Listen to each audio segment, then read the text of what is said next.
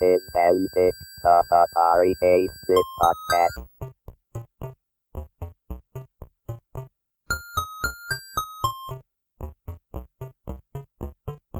Antic was a competing magazine, so to speak, at the time.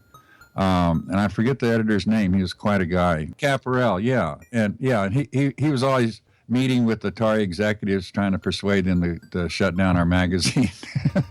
So when the Tramiels came in, they confronted him and they asked him, "Who are you?" And Arnold says, "Who are you?" You know? And so, "Him we like, he stays." I'm Kevin Savitz, and this is an interview episode of Antic, the Atari 8-bit podcast. Ted Richards was editor-in-chief of Atari Connection magazine, Atari's in-house computer magazine, and was marketing communications manager for Atari Home Computers, where he worked on print and package design from 1981 to 1984. This interview took place April 19, 2015. Check the show notes at AtariPodcast.com for links to Atari Connection magazine scans, 40-Year-Old Hippie Brings the Computer Age Home comic strip, and Ted Richards' website. So before you started at Atari, you were a cartoonist, is that correct? Yes, okay. Full time. For background, please tell me a little bit about that, if you would. Well, I'd been a cartoonist, part of the early underground movement. I got started in underground newspapers. So that goes back into the like 69, 70. Mm-hmm.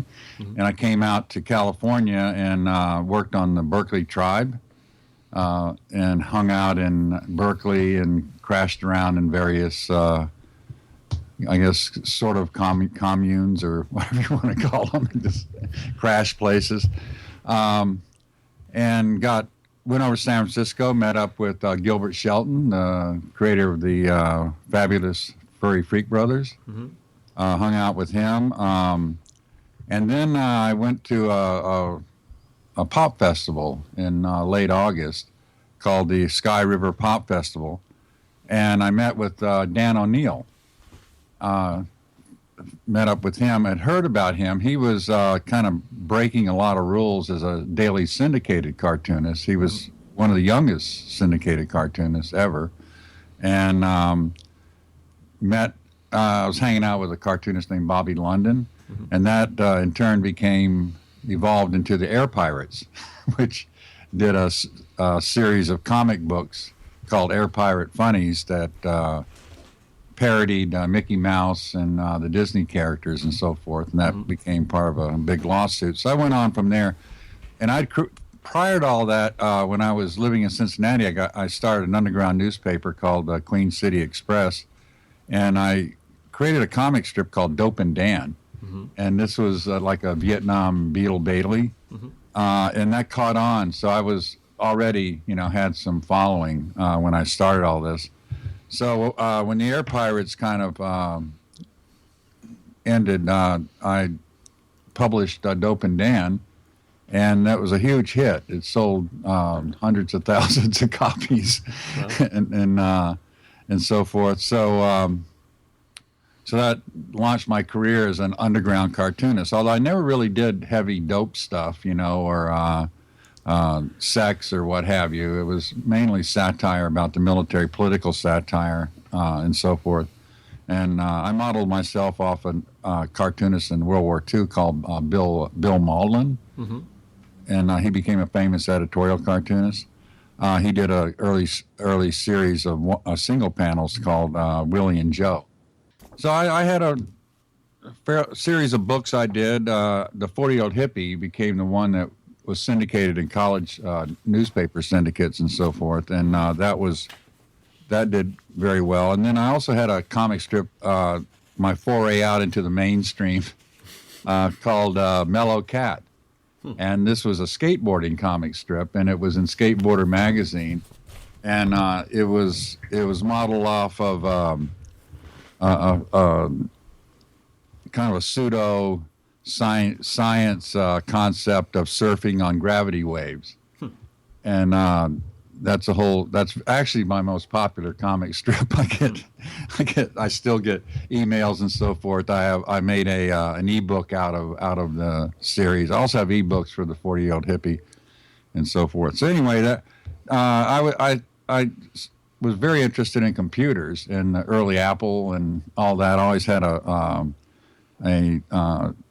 like a scientific side to me and technical side.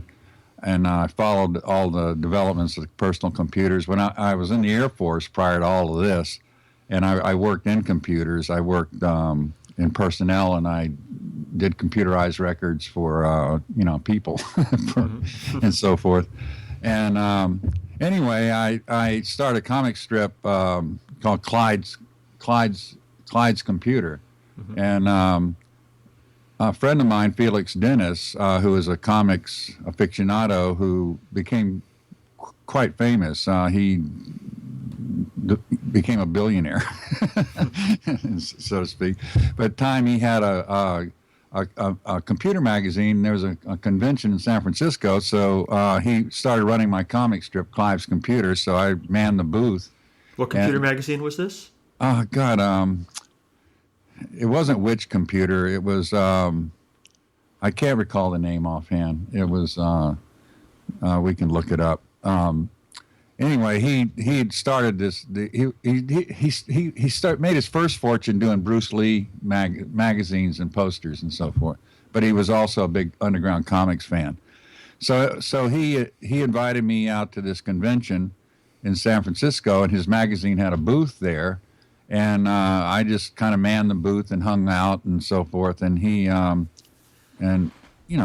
right next to me was a lot of Apple computers. It was an Apple computer convention is what it was. It was an Apple II convention in San Francisco. And a woman from Atari named Sally Bowman, they just started this Atari Home Computer division. She came up to the booth and was talking to me. And I also was an editor, so to speak. I made money on the side doing editing because I am a creative writing, graduate, so to speak, and from San Francisco State. So we got to talking, and I was an editor. I didn't tell her I was a cartoonist. So she invited me to. She called up I think a day or two later, and invited me, to an interview.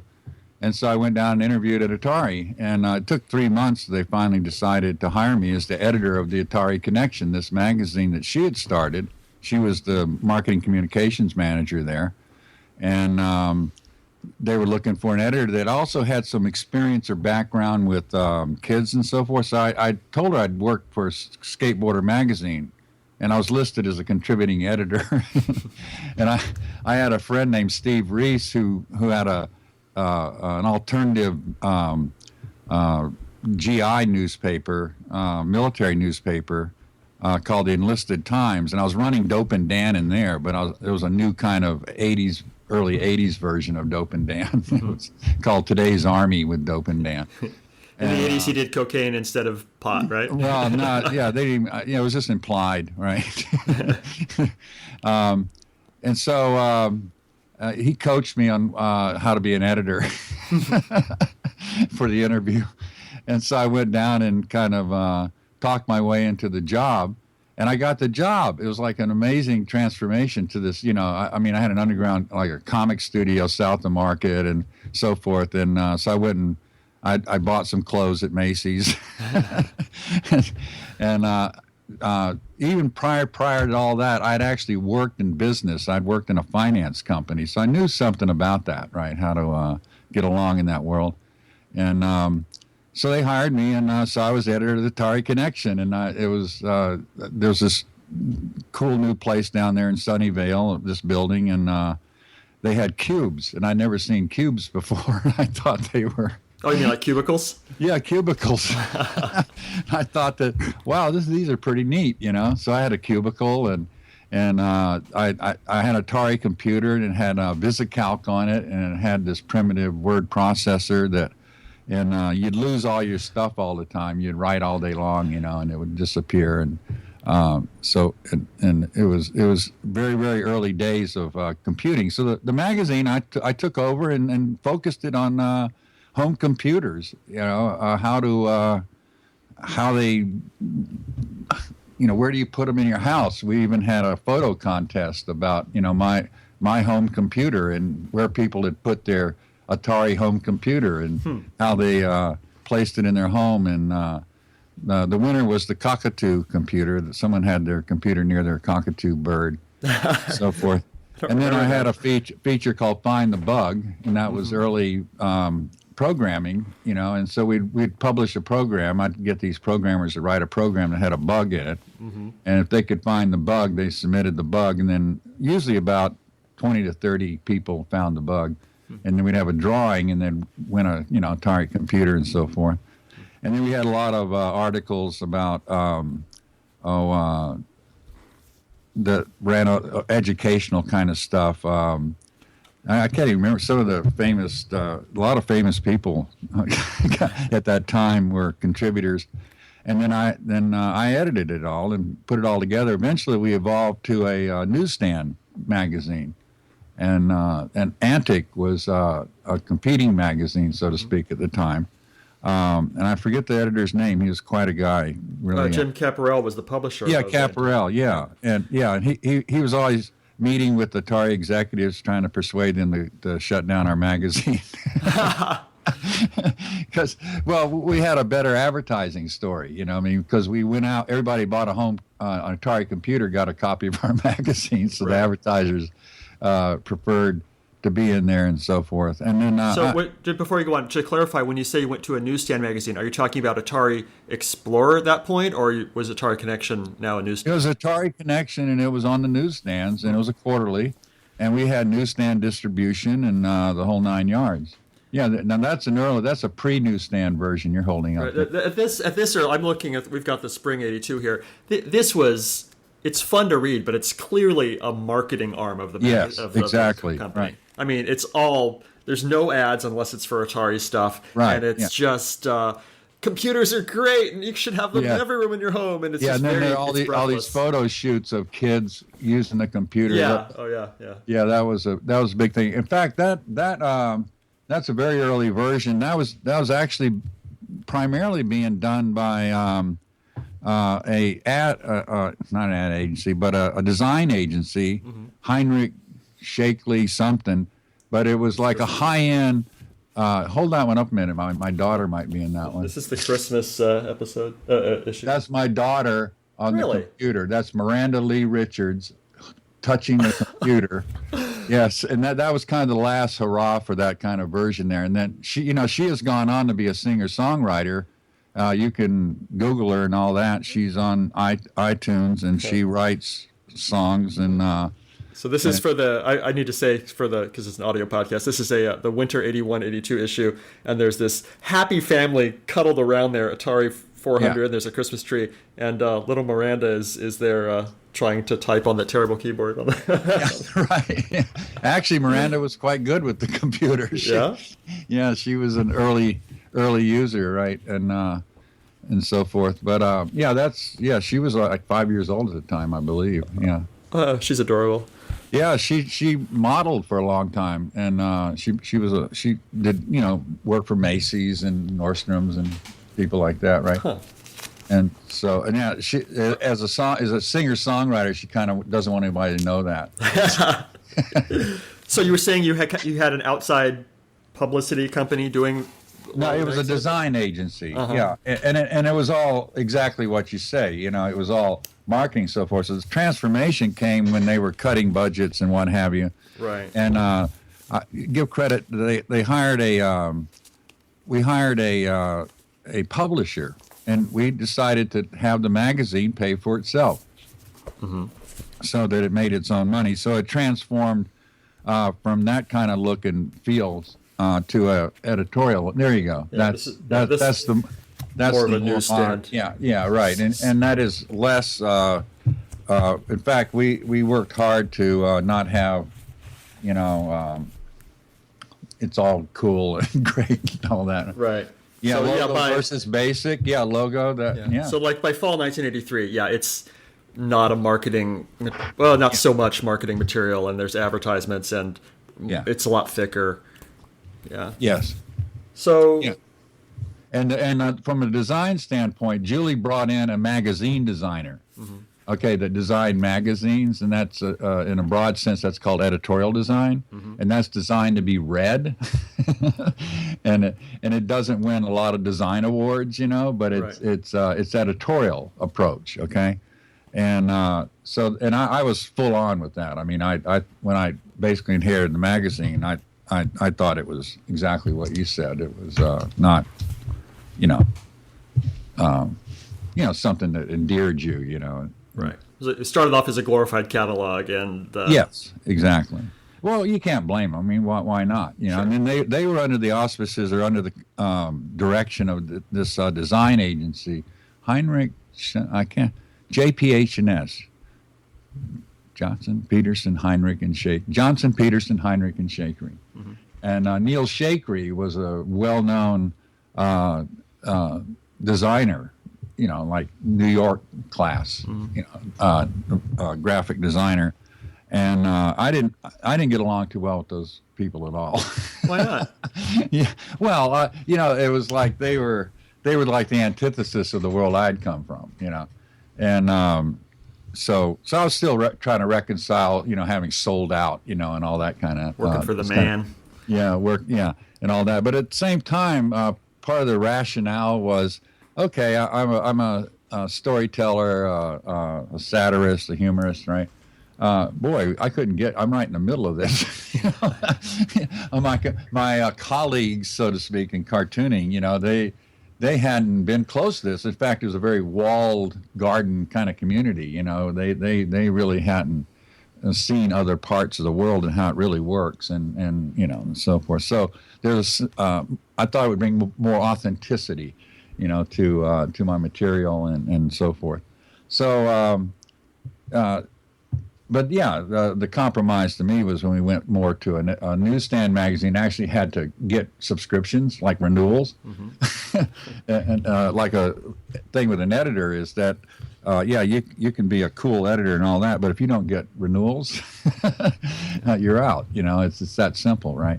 Yeah. So you're judged by how well your magazine is getting renewed. That means people are reading it and they want it. They want to keep getting it. Back in that day, that was the model for that. So anyway, that's getting up to the Atari thing and some background on being a cartoonist. Awesome. Yeah. All right. Well, tell me what else. Tell me more about the being editor of the Atari Connection. I mean, it sounds like we have kind of two. Let's talk about the early years first, when it was a more of a marketing arm. Were you directed? Okay, we're going to be pushing the modems now, and you need to write articles about, or yeah. How did it? Were you directed what to do by someone higher up, or was it just? Amazingly, it was not that directed. Just by default, you had new products, okay? Right. So you covered all the new products, right? But what was more important was the direction I was getting was, can you create, have stories about how people are using these products? I was more focused on how they're really using them, rather than specifications or. Right. The kind of the precursor to the user experience. Sure. Yeah. What they call these days. This guy who clearly runs a flower shop and he's yes, exactly. covered in Yeah, flowers we would find subjects like that and actually go out on a photo shoot and shoot them, and then I tried to dial back on the photographers we use. I used editorial photographers. Not a lot of lights, not a lot of stuff, and then fast finger, I called it, and then you'd get that one shot that was very natural looking, that this was like real people really using the computers, rather than that stuff we get from JPH&S, which is very staged and about 15 umbrellas in the place, and light umbrellas, and lighting and everything. That flower shop, for instance, is a beautiful shot, but it clearly took 3 hours to get.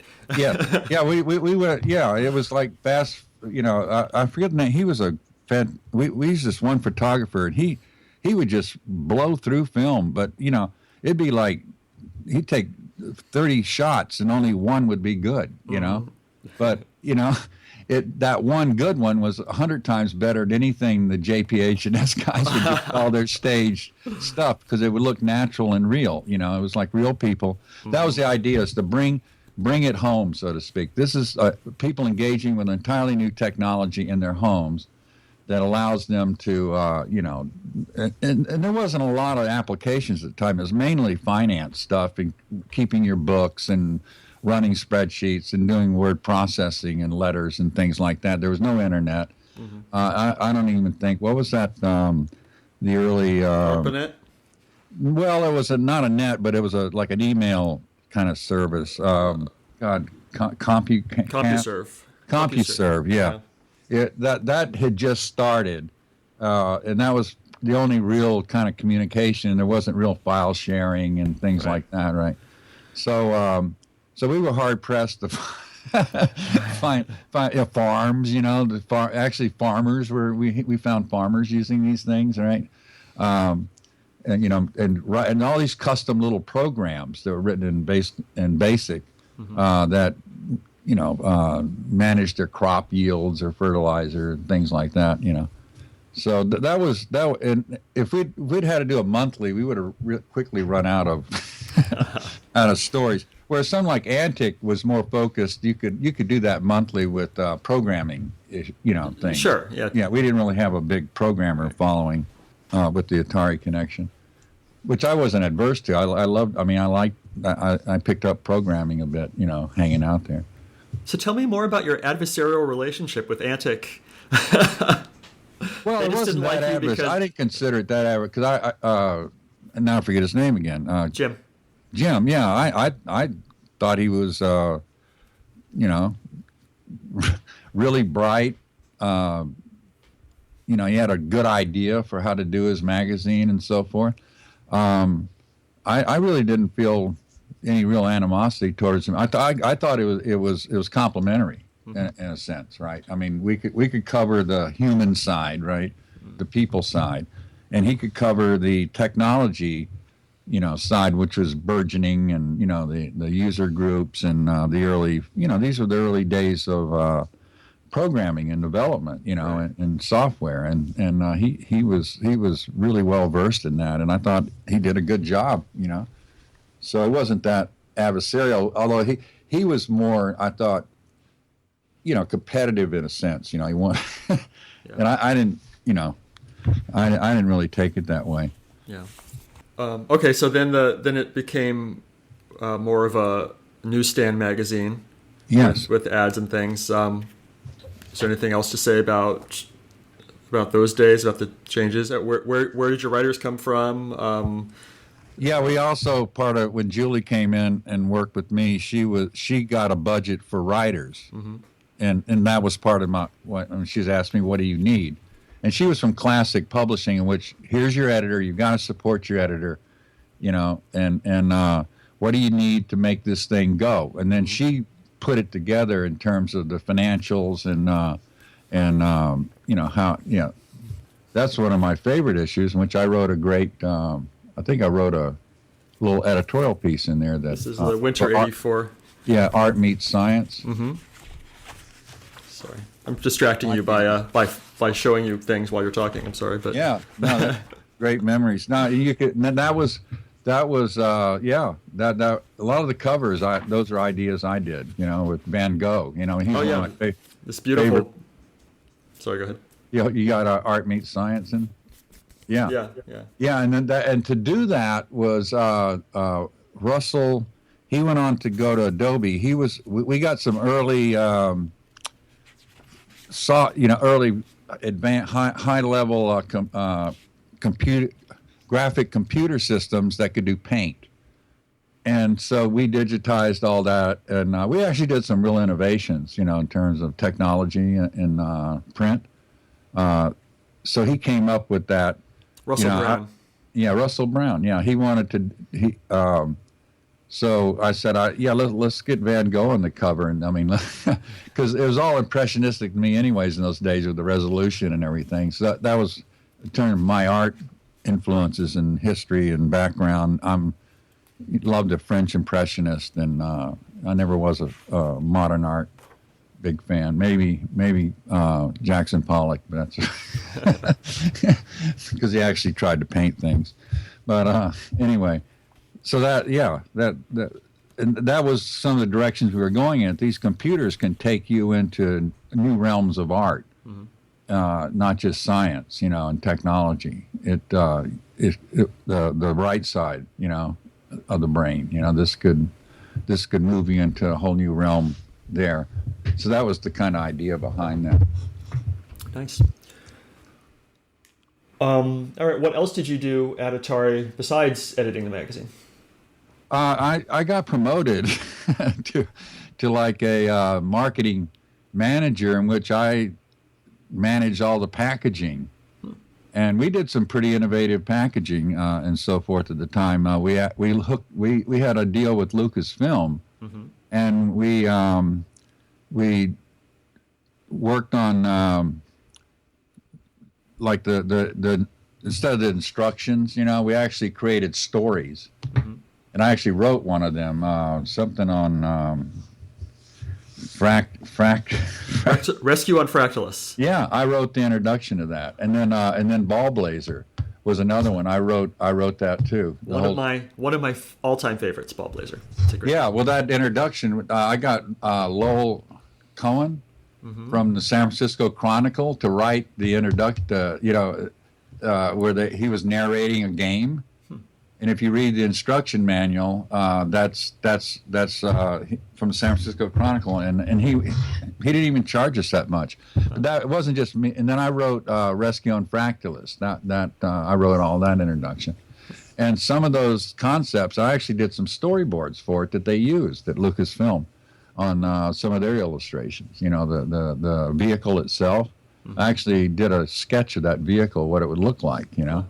Yeah. So we did all this packaging and manuals, and I directed. I had a group of about 8 designers and about 8 writers and so forth. And it was a pretty big group, almost 30 people. And I demanded everyone have an Atari computer. You have all these people were working on Atari products, and none of them had the damn product in their cube. You know what I mean? Yeah. So use the product. Get involved with it. Find and become more intimate with what you're designing about and creating manuals about and so forth. And we pioneered quick start guides. Things like that, like how to make these really easy to use for people. Average people, and we early ideas of personas, started defining who there's person A, B, C, and D that has this computer, and what are they looking for, what do they want to do with this, and paying attention to that. So we did a lot of innovation there. It was amazing kind of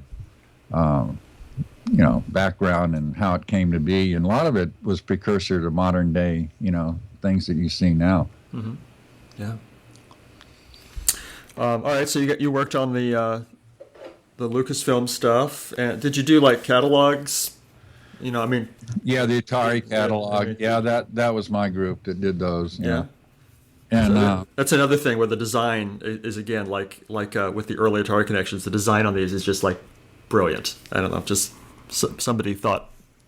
Well, we had a really good design group. At the time, Atari attracted a lot of top talent. It was very competitive creatively. There, you had to be good, and there was a lot of energy towards we were using a lot of state of the art print technology at the time. With color overlays, and I forget all the terms for the technology, but it was all in a lot of stuff just done in film. We didn't have the tools we have today, right? And it was tedious. a lot of proofing, a lot of back and forth with the printers. The film shop that did your film, that was a key thing. There were groups that had more advanced technology, scanners and things like that. The scanning was a new technology, scanning in things with drum scanners, and the resolution they would scan in at and all that. So we were on top of all those kind of things. I was always interested in technology, so I stayed on top of that. What else did you work on? That was pretty much it. The magazine, I hired a managing editor to kind of take over a lot of that. I still directed a lot of the creative on it. Paul was Paul. He was brilliant. But he kind of ran it the last 3/4 of a year. Paul Cohen? Cohen, yeah, Paul. It helps when I have the magazines in front of me. I can just cheat. Yeah, thank you. Paul came from the magazine business. He'd been an editor at I think San Francisco Magazine and so forth. Like a managing editor, is kind of different from the editor in chief. Managing editor is more like the project manager, who has to have a sense of the creative, the editorial, the edit. They called it, right. Has to have a good feel for that, get along with all the writers, but move it all along. You got writers, photographers, illustrators, and so forth. They all have to arrive at certain dates, and in certain formats, and production, ready and all that kind of stuff. So he did a brilliant job. There's several other people, I forget their names, that were working on it at the time. Yeah, so it evolved to a staff that paid for itself, and we actually made money, and kept it going. Do you remember? Were you still there when do you know why the magazine shut down? Well, everything shut down when Commodore took over. Mm-hmm. When Jack Tramiel. Yeah, Jack Tramiel came in, and it was like I called somebody that was on vacation down in L.A. when it all happened. I said the Klingons have boarded the Enterprise. I mean, it was rough. I mean, it was like everybody was out of there the next day. I mean, it was totally chaotic, totally crazy. It was like suddenly it was all over. Yeah. It was like overnight, and to an extreme. I mean, not just another kind of media company taking over, but just this kind of brutal, 42nd Street photo, move, Ken. It was really. It was the antithesis of. It was a funny story there. I had hired a guy, Arnold Wallstein, who went on to be a fairly high-level guy at Sound Blaster, and so forth. But I hired Arnold as a production manager, and he was brilliant. And he was Jewish from the Garment District in New York, and he had dropped out and was a total hippie up in hanging out in Canada, and had moved back to Seattle. And my first wife at the time knew his wife, and knew them, in their hippie days and all that. And so Arnold really wanted to try to break in. So I somehow finagled and got him a job there, because I knew he was brilliant at getting things done. He'd done construction and all that kind of stuff, and he was very, very smart.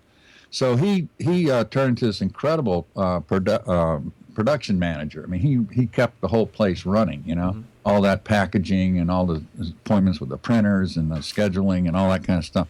Absolutely brilliant. Everybody loved him. And so when the Tramiels came in, they confronted him and they asked him, "Who are you?" And Arnold says, "Who are you?" And so, "Him we like. He stays." He was one of the only guys they kept. Wow. So Arnold stayed there for 2 or 3 years, and eventually got out of there, But he was it's a funny story. Was it because he was Jewish or because he had attitude? Oh yeah. He knew the vernacular. He knew. Yeah. These guys. He'd grown up with these guys, right? Mm-hmm. So who are you? So he was. So he stayed there. In fact, he was the only guy in my whole group that kept his job. Wow. Yeah. I mean, everybody was gone instantly. Boom. Yeah. So you were laid off? Oh, I timed it exquisitely. I technically was laid off. I went off and was going to put in my resignation that day to join a startup. And and creating presentation software. They were just started up with Keith Schaefer, former vice president of sales at Atari. Okay. And so I was going to be a product manager, which I always wanted to be. And if I was going to do this, and I got a great offer. So I was quitting. I was out of there. I knew it was going down anyways. I didn't know it was going to go down like that, Yeah. And so I just didn't turn in my resignation. Got this really weird big severance package, and left, But I was literally working within 4 or 5 days, at a new job. So I made the slip right out of there. Perfect timing. Nice. Did you work with Atari machines at in your new job in any way, or was that more? No, I went to IBM. Oh. A real computer, right? Hey. well, we actually had made, but IBM had like WordStar, and it had, and then Lotus 1-2-3 came out. Sure. And all that. And so I immediately, like within a couple of weeks, had a IBM computer with a hard drive inside it. Nice. Yeah. And so Sorry, go ahead. No, okay. All right, so the modern Atari people on the forums and things. This is a question actually sent to me for you by a listener. The modern Atari people, when they're talking about Atari back in the day, tend to blame everything on management and marketing. Yeah. And do you think that the marketing people get a bad rap at Atari? Yes, in a sense that the executive management that was brought in by Warner's, they had no value for anybody with any background in technology, like that comic strip I did that was The 40-Year-Old Hippie Brings the Computer Age Home.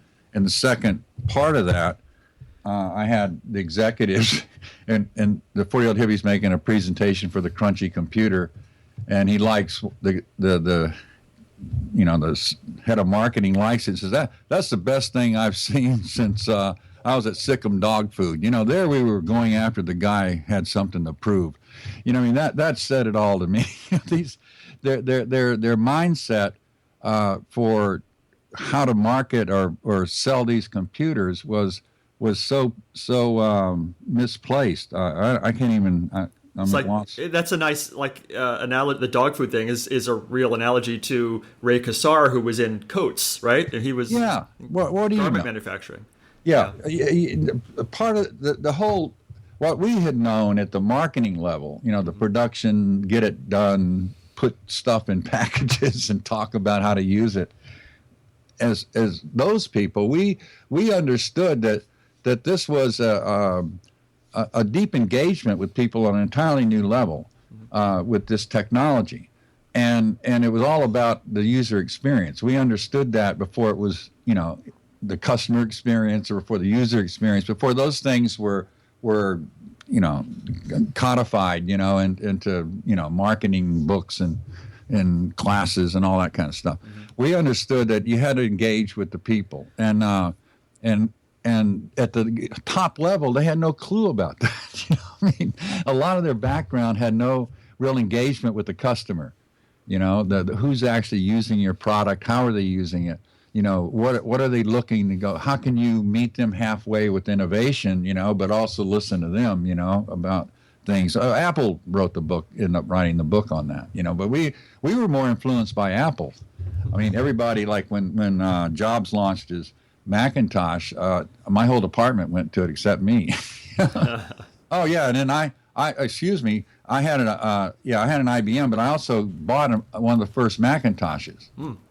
Okay, and I used the Macintosh to design screens, for software. You could lay out a screen using Paint, and you could print it on this printer, and actually, and I actually figured out a way to do it like an 80 column so you could do it on an IBM. But I used the Macintosh. But we were more in tune with the way Apple at that time was engaging with their customers. So that's where we were coming from. Our executives had no clue about that. They were like from New York, and they didn't get it. Yeah. That was kind of the attitude. It was almost like zero respect. Yeah. And very little direction. I mean, it was this. You got no guidance. We were kind of like the lunatics were running the asylum there. Yeah. That's how I looked at it.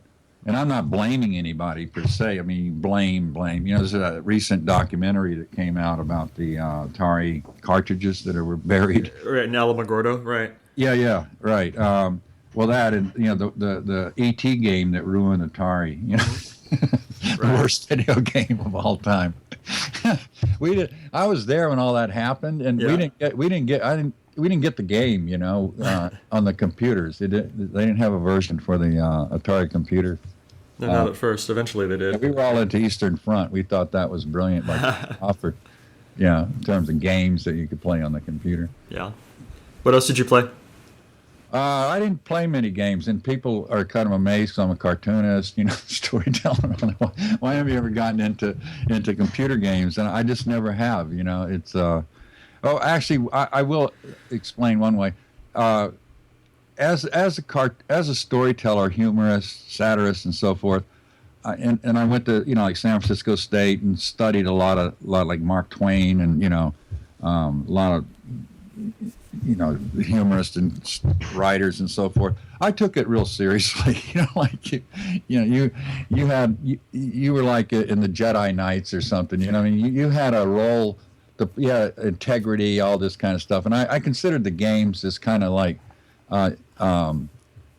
activity that did nothing. Mm-hmm. Yeah. Like there's people hungry out here, there's people that need kids that need guidance, they need mentors, they need father figures, mother figures, what have you. And then you just hold up, intrigue, this thing, right, that this, and it goes back to, I was actually, when I was growing up, I was into model airplanes, and I was like really into them, right? I built flying model airplanes, flying ones, not the, scale models. I mean, things that actually flew and all that. And when I got older, I thought, there's too much importance in the world to be doing this, because I'd meet these model airplane guys, and that's all they did, was just model airplanes, or trains. I had electric trains, and they obsessed with it, and go to conventions and meetings, and they don't think of or do anything else. And there's so much more in the world. So, kind of editorializing against video games.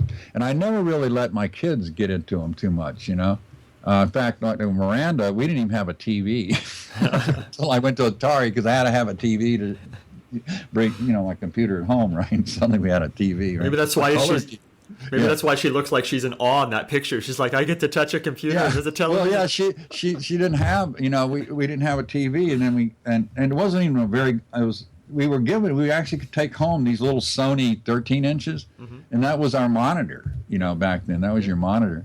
And so we had this TV, and it was color. It wasn't a big one, right? But she got introduced to television. And then my son Sam, who's a PhD candidate now, finalizing his PhD in philosophy, he didn't actually play that many computer games. He could, he'd get into some of the Star Wars things. He was a Star Wars guy, growing up. But we never had the Nintendo and all that, right? Right. And he had friends that did, and it would be like a lost week. They go to spend the night over there at a friend's house, and he would come back like a zombie. Yeah. That's all they would do. So anyway, go off on a tangent there with the computer games. Did you sneak any of Sam's pictures into the catalogs or magazines? No, he wasn't. He wasn't even born then. Oh, okay. I met my wife. Markeen at Atari. She was a marketing writer. Really? She had come from, she was recruited from Photographic Magazine, Peterson Publishing. Oh, I love the stories of Atari love. Oh, I tell you, at the time, just in background, that was probably the first time where all these young people got together, and now you see it all the time, like in the startups and all that kind of stuff. And they all remind me of the early days of Atari. There's all this stuff going on, and they're, going out to, drink after work, and bars and ski trips and, hanging out and all this. And it was the first time that it coalesced. That was like the boomer generation getting into it, and had been freed from the hippie thing, the decade before, the lost decade, right? Had been freed from all of that, right? And here we all were, and almost everybody I worked with had some story or background. They'd done this or hung out here and dropped out. Almost everybody had done drugs, done, at least marijuana, if not cocaine and this and that. But there wasn't a lot of big drug usage at Atari when I was there. I was like, it wasn't that wasn't a thing, right? It was still a little bit corporate. A lot of MBAs, a lot of people coming from we had MBAs from Harvard, from Stanford. My boss was a Stanford MBA. Most of the product managers I work with were Yale or Wharton or Harvard. I mean, it was like top talent. I mean, they had recruited to work there. So at that level, and those people were really engaged and very bright, and they were on it about the customer and market research and what are they using and how can we grow it in here this way, that way, as opposed to when you would talk to some of the like the CEO or the they were like clueless, Yeah. So what'd you say your wife did? She was a marketing communications writer. So did she work for you? Yes, she actually worked. Oh, sir. Yeah. Drinking from the company well, sir. So I want to know the Actually, story. we never dated, never had anything. It was after it all shut down that we got together. Huh. Are you still together? Yeah. She's the mother of my son Sam. Oh, excellent.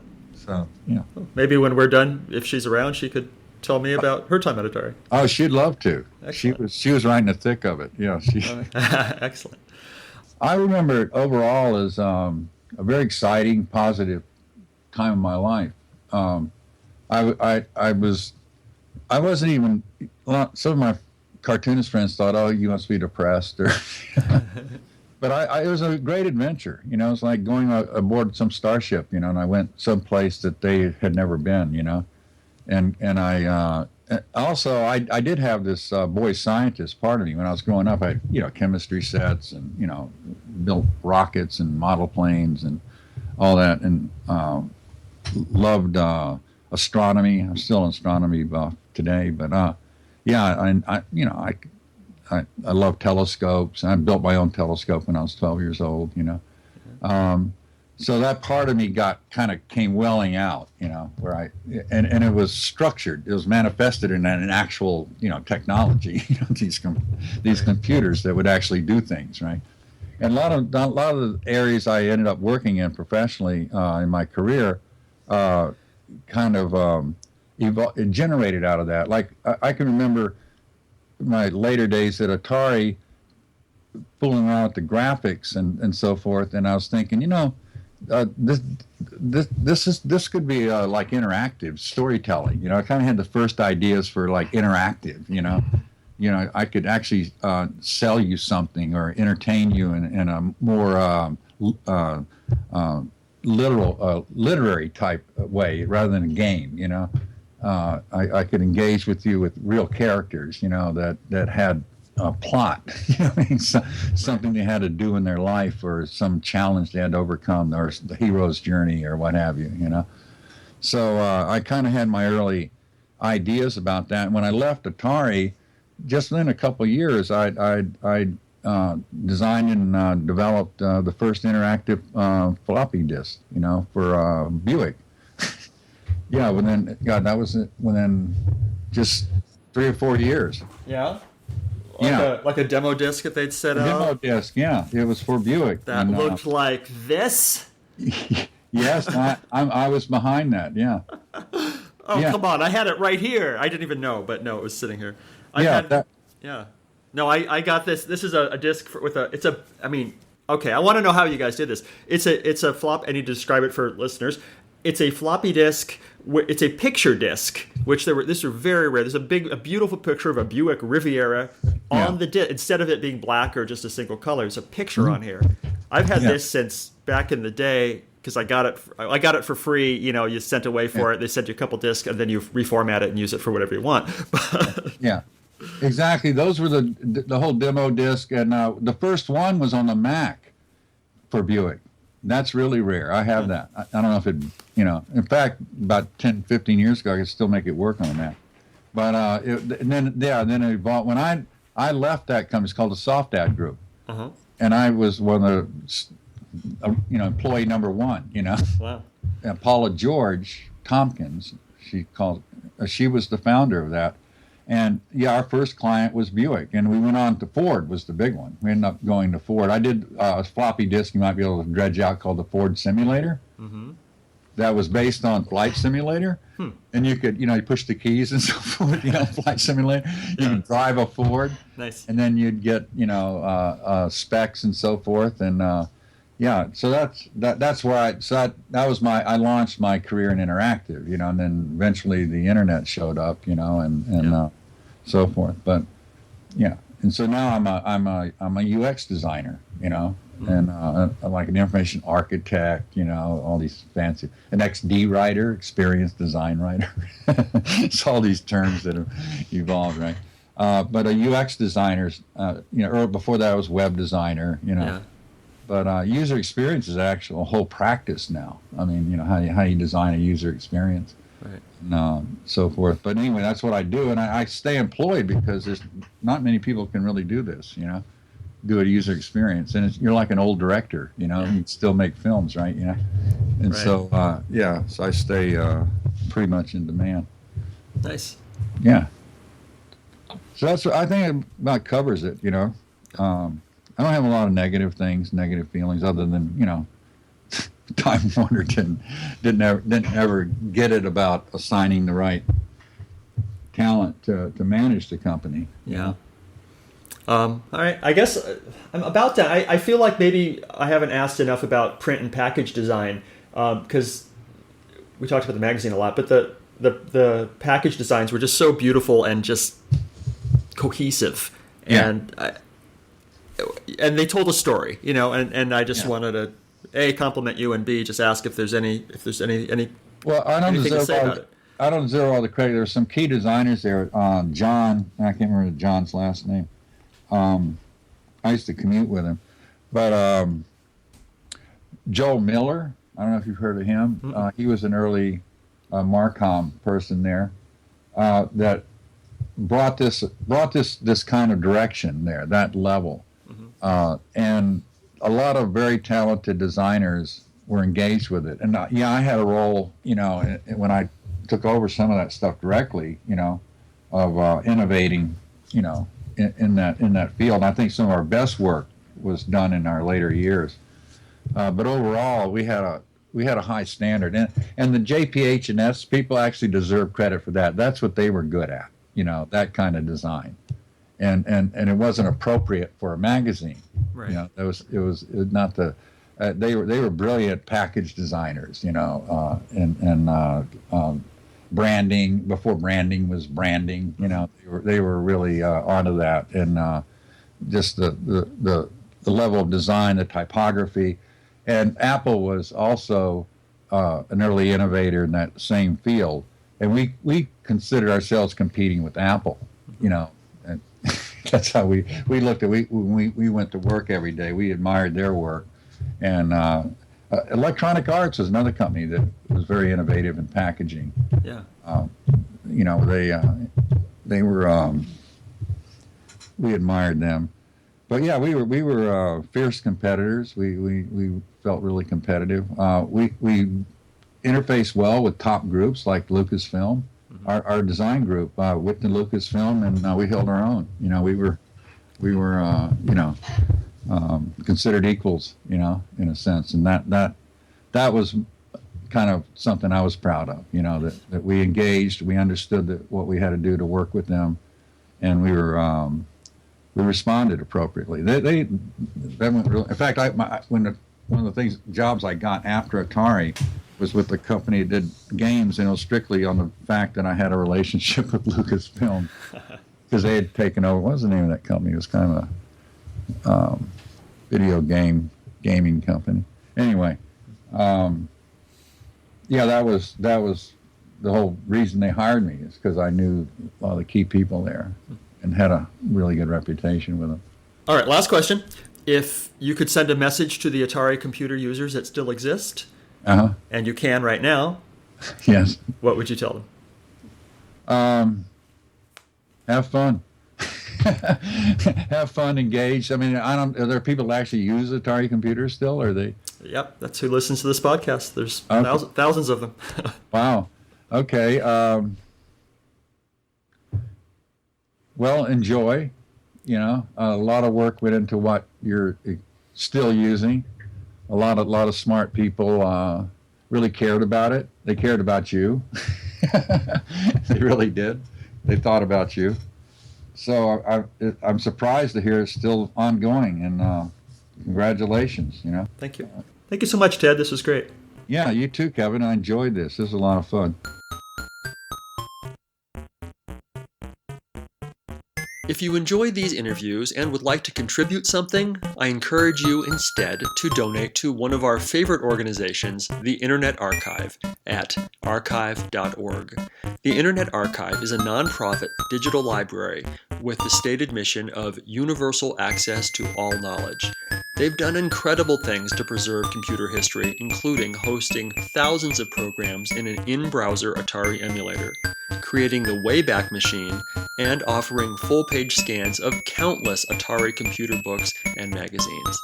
Make your tax-deductible contribution at archive.org/donate.